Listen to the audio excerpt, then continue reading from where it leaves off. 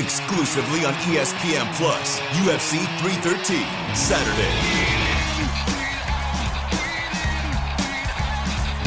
Reigning light heavyweight champion Alex Pereira defends his title against number one contender Magomed Ankalaev, and an explosive lightweight bout between Justin Gaethje and Rafael Pazzi.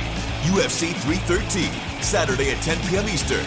Buy it on ESPNPlus.com/PPV. At T-Mobile, our critical mission is providing unparalleled 5G coverage for when connectivity is mission critical. Introducing T-Priority, America's best 5G network experience for first responders, even in times of congestion. More capacity, faster speeds, better coverage. T-Priority from T-Mobile, built for tomorrow's emergencies, ready today. Discover more at t-priority.com. For qualifying organizations on eligible rate plans, coverage not available in some areas and may be impacted by emergencies. Like a lot of great art, the following program contains nudity, so viewer discretion is advised.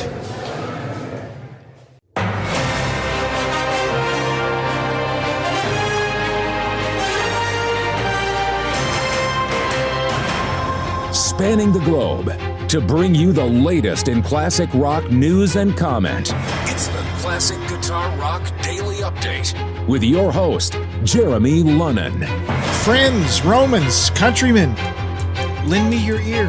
Hey, it's time for a Classic Guitar Rock Daily Update. And guys, I have no plan. I just felt like I wanted to come on and say good morning. And so here we are. We'll talk about some things. First of all, a backdated plug. Last week, we had a conversation with Ross Warner, who wrote an awesome book. I don't have it sitting right here with me. An awesome book about Cheap Trick called American Standard. Cheap Trick from the bars to Budokan and beyond. Great conversation. If you haven't heard that episode, it's available. It's on YouTube. You could probably still find it on Facebook and X as well. And of course, it's a podcast. So if you're a Cheap Trick fan, you got to check that out. Great interview. We're going to have Ross back on. So check that out. Also, plug in the radio station, guys. If you are not listening to the radio station, give it a listen. I really think you'll like it. The folks that do listen to it really like it. And I'm not just saying that. That's based on feedback I've been getting. We got a pretty cool rotation. We play the classic rock you'd expect to hear, but then there's also some stuff that you wouldn't typically hear. It's great guitar-driven rock from the 60s, 70s, and 80s, mostly 70s and 80s. We don't play a whole lot of 60s, but there is some 60s stuff there too, but mostly 70s and 80s. It's just a lot of fun, and I hope you'll check it out. Listen to it while you're at work. It's easy to do. You can listen to it on Alexa, on your Alexa device. There's really no reason not to listen to it, is all I'm saying. That's all I'm going to say. So if you haven't listened to the station, check it out. Go to the website, classicguitarrock.com. That'll link you up to the radio station and the podcast. So it's easy. It's easy to do, and it's a lot of fun. And you know what's cool? And I can't accommodate everyone, right? But I got two guys that have shows on the station. You know how they got shows on the station? They said, "Hey, Jeremy, can I do a show on your station?" I said, "Sure." So, I'm just throwing it out there, right? If you would like to do a show, have an idea for a show you'd like to do that falls into that umbrella of guitar-driven rock of the 60s, 70s, and 80s, let me know. It's the Wild West. We can do whatever we want with the radio station, but I hope you've checked it out. Okay, now this little tidbit I was excited about, guys. You all know that I am a fan of Rat. Love Rat. We have an episode about Rat where JR and I talk about that. Well, Rat has this song. Well, first of all, they have an album from like 1988 called Reach for the Sky. But did you know that they had a song called Reach for the Sky way before that?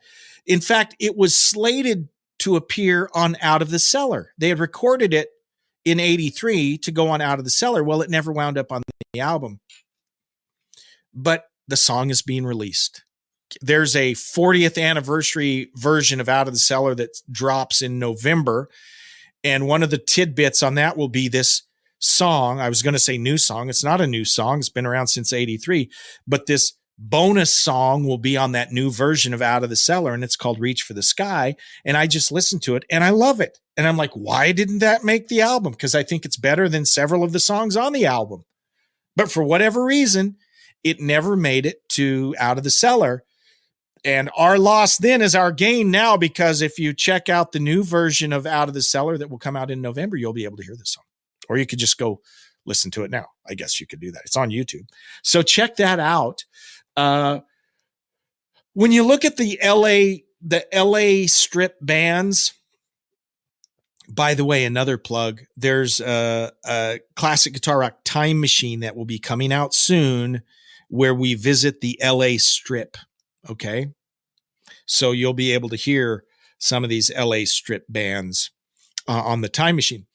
But when I think about the LA strip bands, Rat's my favorite. I mean, they are. I know commercially they weren't the most successful, but yeah, I think they kicked the crap out of Motley Crue. Yeah, I got Rat, I got Dokken slightly below, then Motley's way down there, to be honest. Okay. But yeah, always excited when there's news about Rat. So you can go out to YouTube and check out that song, Reach for the Skies. Great tune. Like I said, not sure why it didn't show up on Out of the Cellar. Another little piece of news. A new documentary called Beatles 64 is set to stream on Disney Plus. So November 29th, it's the 60th anniversary of the band's first trip to America, and there is a documentary about the whole thing. Beatlemania. You can relive Beatlemania all over again. So that'll be kind of a cool thing. November 29th is when that happens. Over the weekend, Stevie Nicks appeared on Saturday Night Live. It was her first performance, I think, in over 40 years on Saturday Night Live. And I didn't see it. So I'd love to hear your thoughts on it. I'll go out and try and watch it. I haven't yet. But that's cool. Stevie Nicks, no one sounds like Stevie Nicks, right? Very unique voice. So she was on Saturday Night Live. And also, this is from an interview on Ultimate Classic Rock. Robert Smith of The Cure, actually the interview was with The Times, but I'm reading about it on Ultimate Classic Rock. He says he's got 5 more years. He will retire in 5 years if he makes it that long, is what he says. I had no idea he's 65. He's 65 years old. During an interview with The Times, the 65-year-old singer discussed his evolving views on mortality and how that comes across in The Cure's music. So that's interesting. He says, quote, "Our songs always had a fear of mortality. I don't feel my age at all, but I'm aware of it. And when you get older, that fear becomes more real. Death becomes more every day. When you are younger, you romanticize death, but then it happens to your family and friends. I'm a different person to the last record, and I wanted to put that across. It can be trite. People could say, oh, we're all going to die. Surprise me. But I try to find some emotional connection to that idea. Don't we all, right? And I know, not to be gloomy, but I know that's kind of a recurring theme on the podcast, right? As we're talking about music and artists that are, for the most part, into their 70s and even 80s by now, many of the bands. So mortality just becomes part of the equation. And I say it all the time, a lot of these bands that we're enjoying, they won't be around long. So, go see them while you can. Robert Smith says, quote, "I'm 70 in 2029, And that's it. That really is it. If I make it that far, that's it. End quote. So, but yeah, that's just life. No pun intended, right? Our artists, our favorite bands, they're getting older. And my gosh, I hate to think about this. 10 years from now, how many of these artists that I'm playing on my radio station or talking about on the podcast, how many will be left? So what's my point? My point is seize the day, right? Go out and see these bands, celebrate their music, enjoy their music while you can, because we're only here for a limited time, right? We're only here for a limited time. Foghat. This is one of those bands that drummer Roger Earl, I think, is the only original member with Foghat, but they have a new single. Foghat has written and recorded a new song dedicated to original lead singer and guitarist Lonesome Dave Peverett. The single is humorously titled after his familiar stage introduction on Tonsils and Sneakers, I'm Lonesome Dave. Okay. On Tonsils and Sneakers arrives on streaming services today, which was actually Friday, I think, because I'm a few days behind. So you can check that out. Foghat. Foghat is one of those bands. Do you have bands that you just kind of have an emotional connection to them? They're such a strong part of your memory. There's a nostalgia factor. For me, Foghat is one of those. And it's not the big Foghat hits, right? I mean, we all know Slow Ride and Fool for the City. Great songs, great band. My Foghat memory is around their 1980 or 81 album, which was not a successful album, Girls to Chat and Boys to Bounce. You ever hear that album? It's the red album. It's got a little piece of paper on the front where it says Girls to Chat, Boys to Bounce on it, and then the rest of the album is just red. So my friend Lyle and I used to terrorize the countryside listening to that cassette in his car, blasting that out. So many great memories around that album. So much so that I took a couple of those songs that weren't hits by any stretch of the imagination, but they're in normal rotation on Classic Guitar Rock Radio. That's the stuff I'm talking about, where you'll hear stuff that you wouldn't normally hear, right? And that's the beauty of owning your own radio station, right? You can play whatever you want. So I have a couple tracks from Girls to Chat and Boys to Bounce on there. And what's ironic is once the whole streaming, once you started to buy music digitally, I went back and I bought the, downloads of so many of these albums that I grew up with. And this album in particular, I mean, I remember just loving every single song on that album. And when I actually went back after 30 years and listened to it, I'm like, wow, this is not that good of an album. But it's the nostalgia part, right? It's the nostalgia part. So anyways, a new single from Foghat. It's available now. You can check that out. Oh, by the way, on the weekends on the CGR radio, we have a show called The Well. It's hosted by Dennis Hoagland. It's a cool show. So what he does is it's a 4-hour show. It's on Saturday and Sunday. And so for the first 3 hours of the show, he just chooses a decade. We're going to play everything from the 80s this week, or everything from, it's all 80s or all 70s or whatever. But then the last hour of every show is what he calls the whole hog. And the whole hog is where he plays an album in its entirety. So Saturday I'm listening, and the show he plays, or the album he plays, is Who's Next by The Who. And to actually sit and hear these albums in their entirety is unbelievable. So for instance, in fact, I want to look it up here. Track listing. Okay. So as I listen, I'm driving around running errands, but I intentionally, stretched out my errands a little longer so I could hear the whole album. There are so many great songs on that album. So many. And it came out in 1971, right? And when you think, if you've been hearing these songs for the last 50 years on classic rock radio, you kind of get immune to this fact. But you think about the year 1971, and then you think about, let me read you the songs that you might not know, but if you listen to classic rock, every single one of these songs I'm going to read off. This is all from one album. Okay. Baba O'Reilly. Okay. That's the Teenage Wasteland song. We all know that song. Bargain. Okay. That gets played all the time.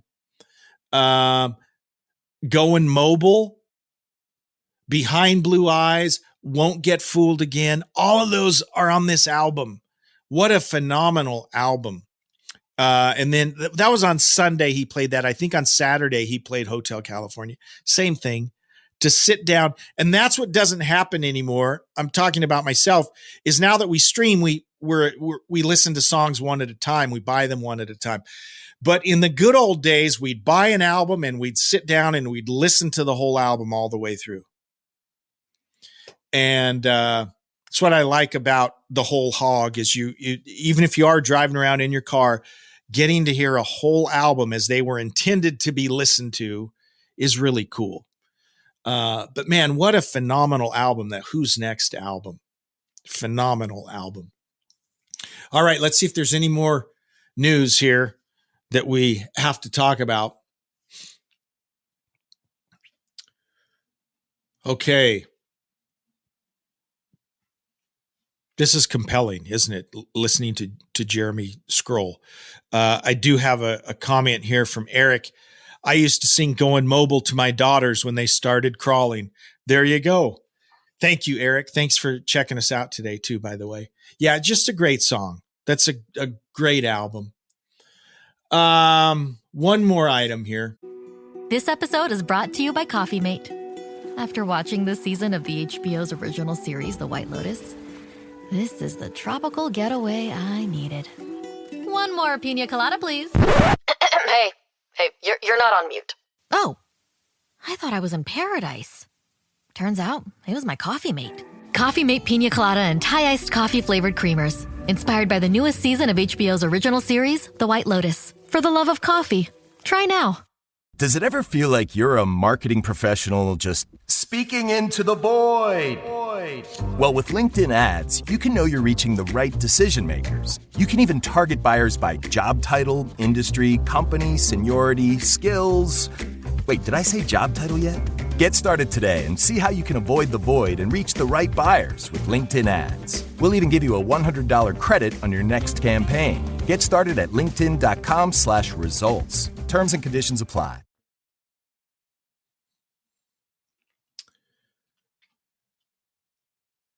James Hetfield said, now this is an interesting, let's think about this. James Hetfield insists Metallica won't ever be a legacy band. Now, what does he mean by this? Despite an impressive back catalog and incredible rock history, James Hetfield insists Metallica will never become a legacy band. He says, quote, "The fact that the 72 Seasons album is well received and some of the songs that we're playing live work and they kind of fit seamlessly in with all the catalog, all the albums we have, we're not afraid of playing new songs, but we're not overindulging in it as well. We know people want to hear the best of, and you've got to challenge them to listen to some of the new stuff as well." And then he says, "We certainly don't want to be a legacy band that just plays its greatest hits and then that's it. Playing new material is all part of it." So let's talk about this. Because on the one hand, I love what he's saying, but on the other hand, that can be problematic. Okay. So now Metallica has the luxury on their latest album 72 seasons. A lot of people bought it. A lot of people listened to it, right? Sadly, many of the classic bands, when they release a new album now, just because everything's different, radio's different, the music industry is completely different. Most of the bands that you and I like, the classic rock bands, they release new material and it doesn't really get played. And so, and I'm just picking a band at random, Saxon. Okay, Saxon, great band, great new wave of British heavy metal band. I've seen them live a few times. They released an album last year, Hellfire and Damnation. That is an awesome record. It is seriously a really good album. Check it out. You can stream it, go to Spotify and listen to it. I mean, the whole album is really, it's a phenomenal album. Yet it's not, no radio station plays it. So you would have no way of hearing it unless you seek it out, right? Unless you're a diehard Saxon fan, you probably would not be able to hear it anywhere. So if you go to a show and see Saxon, chances are you don't know their new stuff. Again, if you're a diehard fan, you would. But so if I'm Saxon, if I'm Biff Byford, right? How much time do I want to devote to new music for a concert, right? Because the fans are there to hear Wheels of Steel. They're there to hear Saxon's greatest hits. I saw Judas Priest not this past Sunday, but the Sunday before. We talked about it in an episode last week. Judas Priest played, I think, 2 songs from the new album. Okay. And the rest, of course, is Judas. They have a massive catalog. They got all kinds of stuff. So is Judas Priest a legacy band? When people go to see Judas Priest, are they wanting to hear new stuff? I'm just being honest. Do the Priest fans want to hear them play new stuff? Probably not. I think Metallica, just because an album, they actually do get played on the radio. At least the rock radio probably plays some new Metallica. Not sure they did with Judas Priest or with Saxon, right? So I get his point, but at the same time, Metallica not quite in the same category as a Priest or a Saxon in terms of the pressure to stick with the hits, if that makes sense. But that's very interesting. So, but guys, I have to tell you, that Saxon, it's a year old now. Hellfire and Damnation, it's really good. Let me tell you about an idea I have. Again, I don't want this to just be plugging my radio station, right? But I am going to plug the radio station.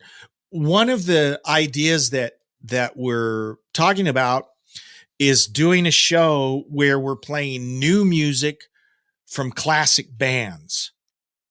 Okay, that's one of the things we're talking about. My friend Will checking in. Hi, Will. Good to see you.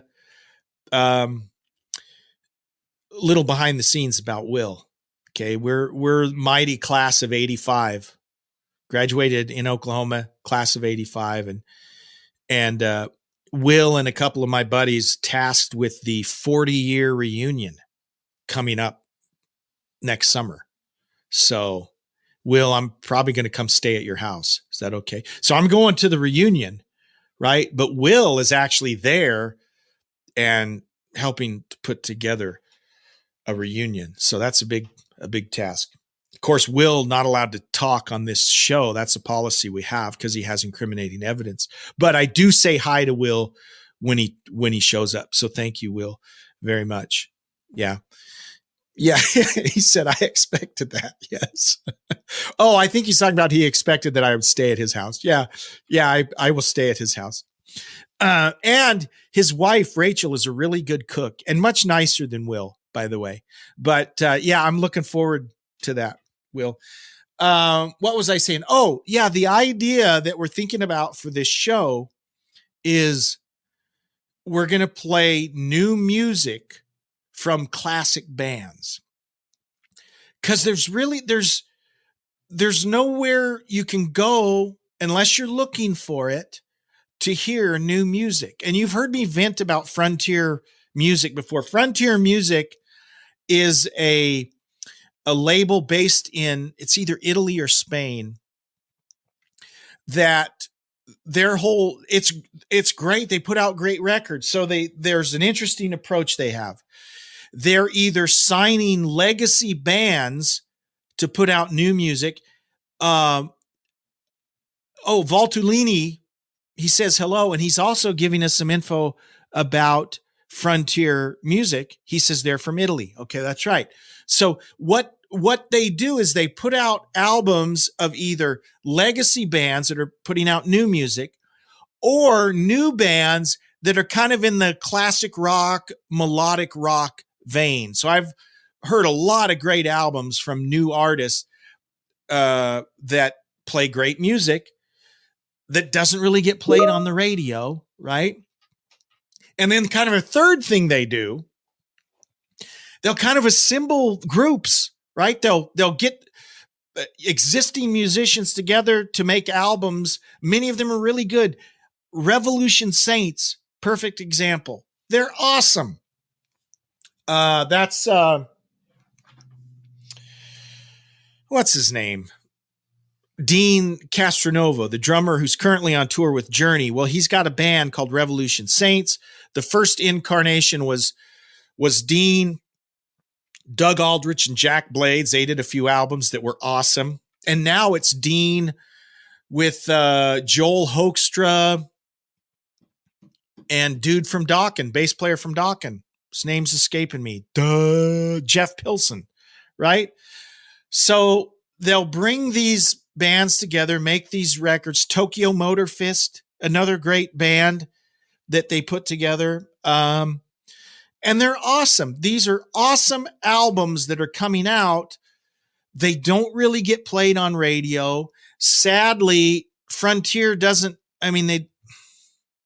they don't put together tours in the US. I mean, they'll do like a show in Europe where the bands can play once or twice, but so there's not really a promotional arm. So the thought is, hey, let's have a show where we are playing new music from classic sounding bands, whether it's legacy bands with new music, or maybe even just a new band that's kind of in the classic rock vein.